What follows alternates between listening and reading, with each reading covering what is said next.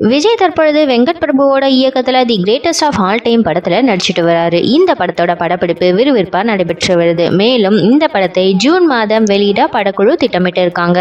விஜய் தன்னோட படங்களோட வெளியீட்டு தேதியில மிகவும் கவனமா இருப்பாரு. பெரும்பாலும் தன்னோட படங்களை விசேஷ தினங்கள்ல தான் வெளியிடுவாரு விஜய். அந்த வகையில 3 ஆண்டுகளுக்கு முன்னாடி பொங்கல் பண்டிகையை முன்னிட்டு வெளியான மாஸ்டர் திரைப்படம் தரமான சம்பவமே செய்தது. இந்த படம் வெளியாகி 3 ஆண்டுகளை கடந்திருக்கு. இதை முன்னிட்டு இந்த படத்தை தயாரித்த லலித் ட்விட்டர்ல எமோஷனலான பதிவு ஒன்றை போட்டிருக்காரு. மாஸ்டர் படத்தை கிட்டத்தட்ட 1 வருடம் காத்திருந்து வெளியிட்டோம்னு சொல்லியிருக்காரு லலித். இந்த நிலையில 2020ஆம் ஆண்டு ஏப்ரல் மாதத்துலதான் மாஸ்டர் திரைப்படம் வெளியாகிறதா இருந்தது. அதை முன்னிட்டு இந்த படத்தோட இசை வெளியீட்டு விழாவும் நடந்தது. அந்த சமயத்துல உலகம் முழுக்க கொரோனாவோட பாதிப்பு அதிகமா இருந்ததன் காரணத்தினால நாடு முழுக்க ஊரடங்கு பிறப்பிக்கப்பட்டது. இதனால மாஸ்டர் படத்தோட வெளியீட்டு தேதி ஒத்தி வைக்கப்பட்டது. இதுக்கப்புறம் பல படங்கள் நேரடியா OTT-ல வெளியாச்சு. இதனால விஜயோட மாஸ்டர் திரைப்படமும் நேரடியா OTT-ல வெளியாகும்னு எதிர்பார்க்கப்பட்டது. பல முன்னணி OTT நிறுவனங்களும் மிகப்பெரிய தொகையை கொடுத்து விஜய் படத்தை OTT-ல வெளியிட முன்னுக்கு வந்தாங்க.